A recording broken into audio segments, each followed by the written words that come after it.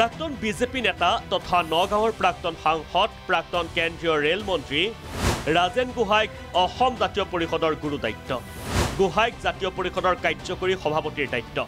অসম জাতীয় পৰিষদৰ কাৰ্যনিৰ্বাহকৰ এই সিদ্ধান্ত প্ৰাক্তন বিজেপি নেতা তথা নগাঁৱৰ 4 বাৰৰ সাংসদ প্ৰাক্তন কেন্দ্ৰীয় ৰেল মন্ত্ৰী ৰাজেন গোহাঁইক অৰ্পণ কৰা হ'ল অসম জাতীয় পৰিষদৰ গুৰু দায়িত্ব ৰাজেন গোহাঁইক দিয়া হ'ল অসম জাতীয় পৰিষদৰ কাৰ্যকৰী সভাপতিৰ দায়িত্ব শুকুৰবাৰে মহানগৰীৰ বিষ্ণু নিৰ্মলা ভৱনত অনুষ্ঠিত অসম জাতীয় পৰিষদৰ কেন্দ্ৰীয় কাৰ্যনিৰ্বাহকত গোহাঁইক অৰ্পণ কৰে এই গুৰু দায়িত্ব আমি দলত কাৰ্যকৰী সভাপতি হিচাপে প্ৰাক্তন কেন্দ্ৰীয় চৰকাৰৰ মন্ত্ৰী ৰেল ৰাজ্য মন্ত্ৰী 4 বাৰৰ সাংসদ নগাঁও লোকসভা সমষ্টিৰ ৰাজেন গোহাঁই ডাঙৰীয়াক কাৰ্যকৰী সভাপতিৰ দায়িত্ব আমি অৰ্পণ কৰিছোঁ আমি আশা ৰাখিছোঁ তেখেতৰ দীঘলীয়া যিটো ৰাজনৈতিক অভিজ্ঞতা সেই অভিজ্ঞতাই সাংগঠনিকভাৱে আৰু ৰাজনৈতিক কূটকৌশল ৰচনা কৰাৰ ক্ষেত্ৰত অতি আমি এটা গুৰুত্বপূৰ্ণ ভূমিকা পালন কৰিব পাৰিব দায়িত্ব লৈয়ে প্ৰাক্তন বিজেপি নেতা গোহাঁই আক্ৰমণাত্মক হৈ পৰে বিজেপিৰ বিৰুদ্ধে মুখ্যমন্ত্ৰী ডক্টৰ হিমন্ত বিশ্ব শৰ্মাকো সমালোচনাৰ লক্ষ্য কৰি লয় অসম জাতীয় পৰিষদৰ নেতা ৰাজেন গোহাঁইৰ মতে অসমীয়াৰ আটাইতকৈ ডাঙৰ শত্ৰু বিজেপি দলটো পাৰ্টিটো অসমীয়া জাতিৰ ঘূৰ শত্ৰু আজি এইটো প্ৰমাণ হ'বলৈ লাহে লাহে গৈ আছে এই অসমীয়া সমাজ অসমীয়া জাতিটো সৰু অসমীয়া জাতিটো অস্তিত্ব আজি দেখোন বিজেপিয়ে খাওঁ সেই গিলি দিয়াৰ ষড়যন্ত্ৰ কৰিছে আমি কৈছিলোঁ যে বিজেপিয়ে অসমীয়া জাতিৰ অস্তিত্ব উদ্ধাৰ কৰিব ৰক্ষা কৰিব বুলিয়ে বিজেপিক সকলোৱে হিন্দুত্বৰ নামতে ভোট দি পেলাই বিজেপিক ক্ষমতালৈ আনিছিল কিন্তু আজি সেই বিজেপিয়ে অসমীয়া জাতিটো সম্পূৰ্ণ গিলি দিয়াৰ এক নিকৃষ্ট মানে ষড়যন্ত্ৰত লিপ্ত হৈছে সেইটো কথা মই সঁচাকৈ ভাবি আচৰিত এই নিৰ্বাচনত যদি কেনেবাকৈ বিজেপি ক্ষমতাত আহিলে তেতিয়াহ'লে আৰু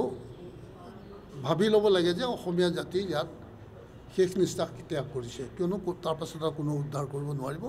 কিয়নো আমি ষড়যন্ত্ৰ দেখি আহি আছোঁ ভয়ংকৰ ষড়যন্ত্ৰ আৰু হিন্দুত্বৰ নামত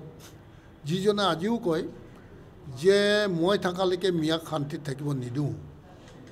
তেওঁ মিয়াৰ কথা কৈ অসমীয়া জাতিটো কোনটো ক্ষেত্ৰত সুৰক্ষিত কৈছে আমাক কওকচোন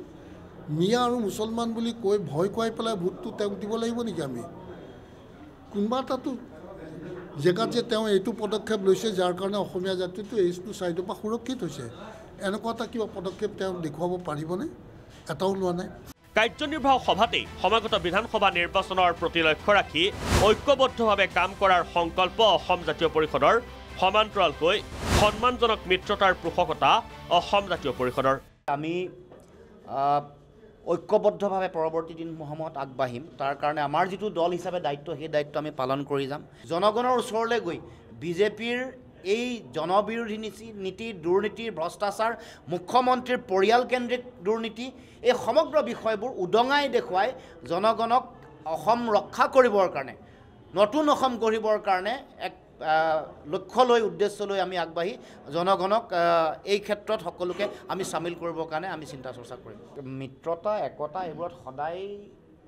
বুজা পৰা সন্মান স্বাভিমান এইবোৰ কথা জড়িত হৈ থাকে আৰু সেইকাৰণে মানে শক্তিশালী একতা আৰু শক্তিশালী একতাৰ এটা সামূহিক প্ৰভাৱ ৰাজনৈতিকভাৱে তেতিয়াহে পৰিব যেতিয়া গোটেই কথা বতৰাবোৰত সন্মান বুজা পৰা এৰাধৰা এইবোৰ থাকিব আনহাতে এছআৰ সন্দৰ্ভতো প্ৰতিক্ৰিয়া অসম জাতীয় পৰিষদৰ কাৰ নতুন ৰূপ এছআৰ সম্পৰ্কটো আমাৰ